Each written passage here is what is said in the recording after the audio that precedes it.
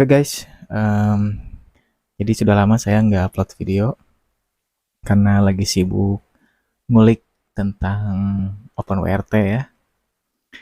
Oke, jadi di depan saya ini itu udah ada alat untuk bermain OpenWRT. Apa sih OpenWRT itu? Nah, buat teman-teman mungkin udah familiar yang namanya IndiHome di plat merah ya, Speedy dan sebagainya. Nah, kurang lebih seperti itu. Cuman di sini saya pakainya kartu GSM. Kayak kartu simpati, Indosat dan sebagainya. Jadi saya tidak pakai IndiHome, iConnect dan seperti itulah, yang sama seperti itu. Oke, apa sih alat-alat yang harus dipersiapkan kalau mau bermain dengan OpenWRT? Ya, yang pertama saya pakainya itu adalah STB dari plat merah ya, plat merah ini. Ini untuk versi yang pertama P1 ya. Ada juga P2, P3, P4, P5, kemudian ada apa namanya? Tipe HG 860. Kalau saya salah mohon dikoreksi. Kemudian yang saya pakai ini itu adalah STB 860H. Ya, ini versi pertama. Ya, seperti ini. Bisa dilihat ya, B860H. Kemudian konsumsi dayanya ini dia adalah 1 ampere ya. Kurang lebih sih semuanya ini adalah 1 ampere ya tegangannya. Untuk konsumsi dayanya. Ya, yang pertama ini STB-nya. Kemudian setelah kita punya STB, otomatis kita juga harus punya modem untuk akses internetnya atau sumber internetnya ya. Nah, ini adalah modem dari plat merah ya, modem bekas dari plat merah. Modem ini sudah unlock, jadi dia bisa multi provider ya. Jadi bukan hanya bisa dipakai untuk plat merah, namun ini juga udah bisa dipakai untuk plat biru, plat kuning, dan sebagainya. Intinya ini adalah modem untuk GSM. Ya. Ini ada Huawei model B312-926. Ya, bisa dilihat. Kemudian ini saya pakai antena eksternalnya itu dari Huawei 11 dBi ya. Jadi ini eksternalnya. Saya pakai juga konektornya, jadi bisa dipakai 2 seperti ini. Ini untuk menangkap sinyal yang lebih baik ya. Jadi di tempat saya ini untuk penangkapan sinyalnya itu kurang bagus. Jadi saya butuh antena eksternal seperti ini.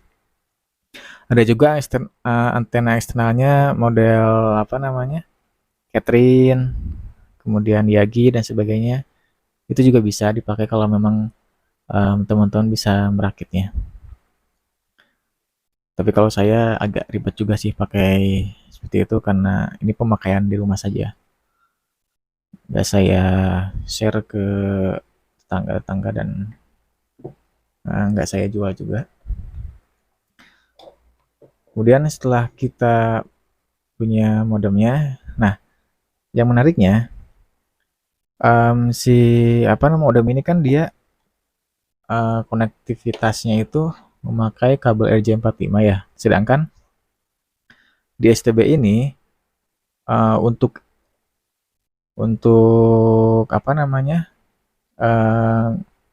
colokan LAN ini bukan sebagai input internet ya, tapi sebagai keluaran dari internet. Jadi setelah dari modem ini, internet dari modem ini kita masukkan ke port USB. Nah, terus bagaimana cara memasukkan mengkoneksikan modem ini yang dari konektor LAN atau RJ45 ke STB? Jadi saya pakai ini USB to LAN. Ya, ini saya pakai USB to LAN dari si modem ke STB.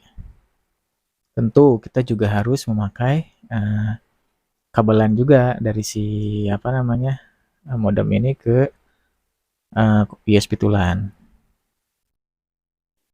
Gitu teman-teman. Ini saya pakainya kabel RJ45 yang CAT atau CAT8 kalau nggak salah ya.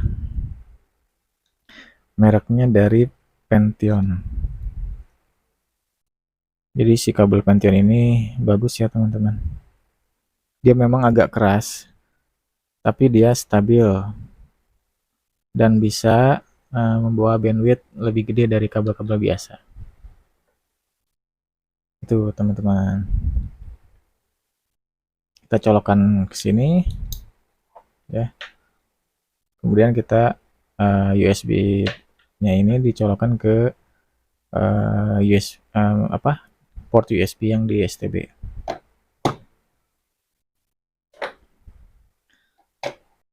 Kemudian yang keempat ini adalah routernya ya teman-teman. Fungsi router ini untuk menyebarkan internetnya.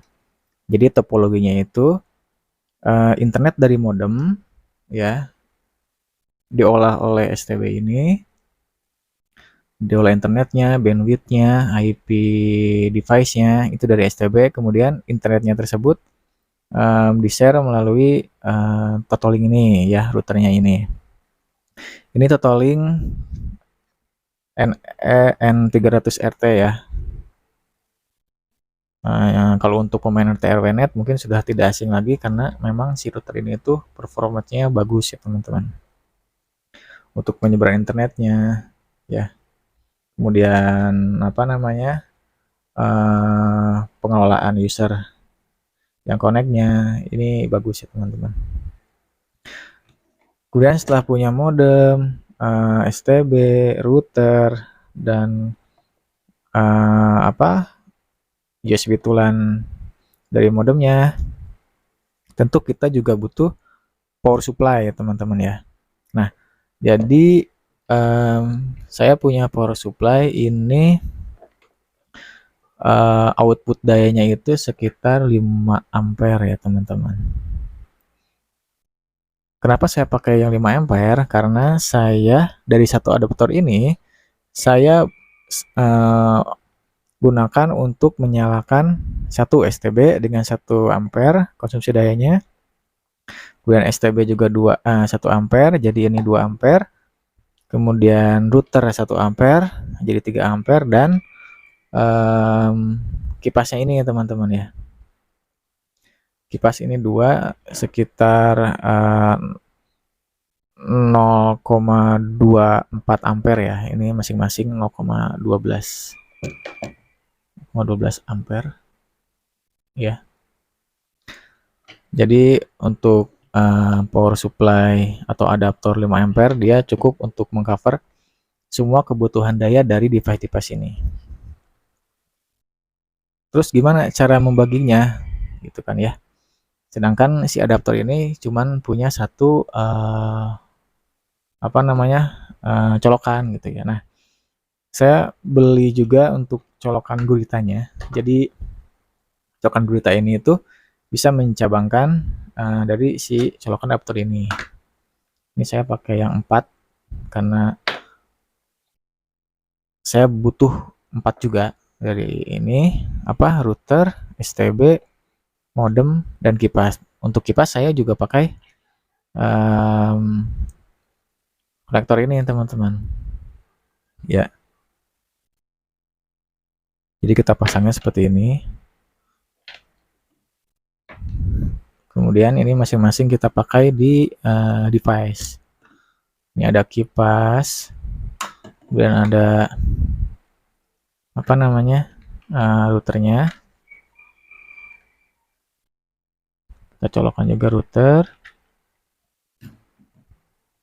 terus STB dan modem. Oke, jadi semuanya terpakai ya teman-teman ya. Ketimbang kita pakai masing-masing ini satu adaptor, itu kan jadi banyak colokan ya di terminalnya. Jadi mending kita pakai satu adaptor yang gede ampernya, lalu kita sebar ke semua device ini. Gitu teman-teman.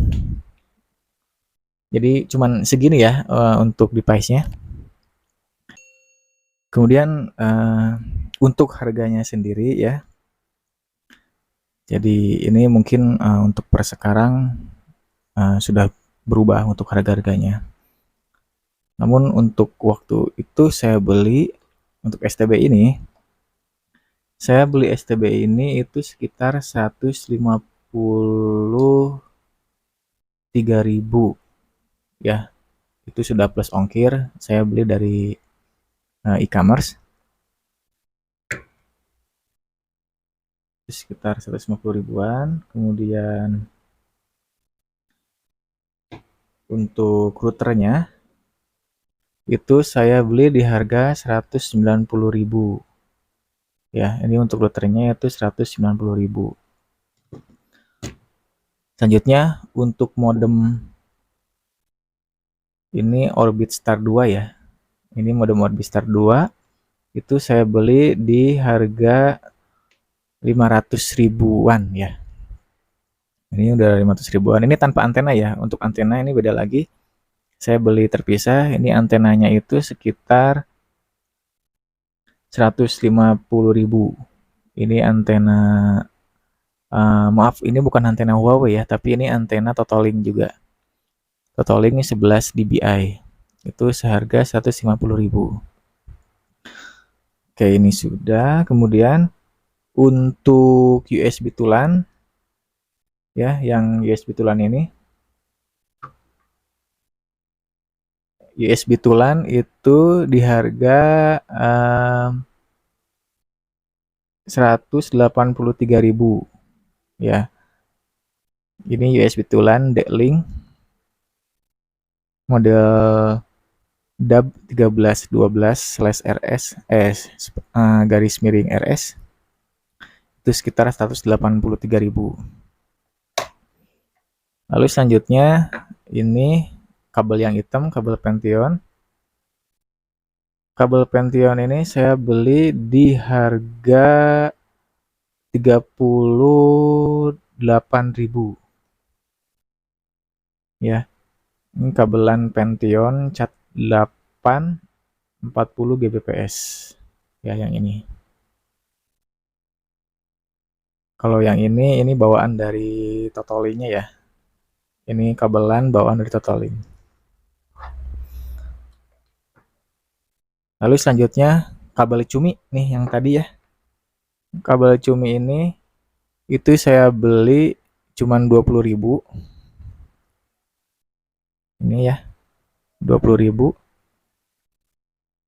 Selanjutnya yang adaptor.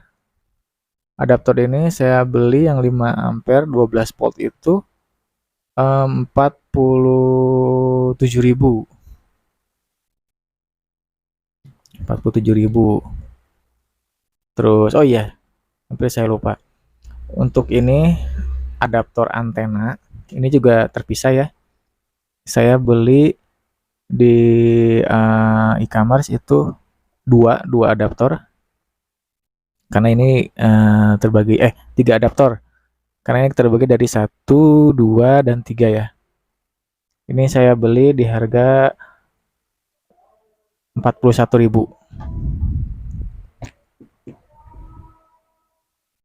Kemudian untuk kipasnya ini murah sih, saya beli di toko elektronik, di toko offline. Kalau tidak salah ini 30.000 ya, masing-masing ini 15.000. Kalau untuk kabel ini cuman copotan dari kabel casan ya. Saya modif terus saya pasangkan konektor untuk ke adaptor. Dan ini murah sih, cuman berapa ya kemarin itu 2000-an kalau nggak salah. Ya. Jadi untuk totalnya itu ini semua ya, kurang lebih itu di harga 1.300.000-an. Itu ya teman-teman. Mungkin teman-teman bisa cari-cari yang lebih murah juga ya. Khususnya untuk modem, ini modem juga sebenarnya bisa pakai yang modem Bolt M90 ya. Cuman kalau untuk modem M90 itu bandnya tidak sebanyak yang Orbit Star 2 ini teman-teman. Lagian di TKP saya itu cuma support 1800 dan 2100, sedangkan untuk Bolt M90 itu cuman support di apa namanya yang bagus ya, apa yang dia support itu cuman di 2100 dan 2300 kalau tidak salah ya. Jadi tidak ada 1800, makanya saya beli yang Orbistar 2 ini. Karena untuk di daerah saya lebih kencang dan kuat band yang 1800. Gitu teman-teman. Oke teman-teman, mungkin segitu saja. Ini hanya perkenalan saja, device-device untuk bermain OpenWRT. Oke, terima kasih sudah menonton. Semoga bermanfaat dan bye-bye. Nah, oke, ini setelah saya pasang ya. Jadi penampakannya seperti ini. Kemudian di bawah sini ada kipasnya. Jadi untuk mendinginkan si STB. Kemudian di belakang juga ada kipas. Itu untuk mendinginkan modemnya. Ya, di sini ada routernya yang tadi router Totoling. Kemudian di belakang ini settingan perkabelannya. Kabel adaptor, kemudian RJ45 ke modem dan STB. Ya. Ini lumayan acak-acakan, nggak apa-apa lah. Yang penting optimal kinerjanya. Oke, ini. Untuk suaranya juga apa namanya? Kecepatan kipasnya lumayan cepat teman-teman, karena dia langsung mengambil daya dari adaptor, bukan dari port STB. Oke, kalau misalkan ngambil dari port STB itu kurang kencang teman-teman. Saya pernah pakai sebelum saya modif seperti ini. Jadi untuk power kipasnya itu ngambil dari power USB yang di STB. Di situ kan ada dua ya USB-nya.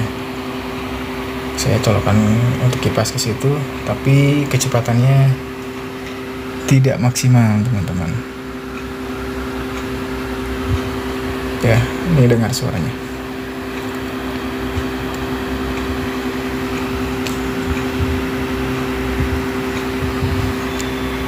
Oke teman-teman.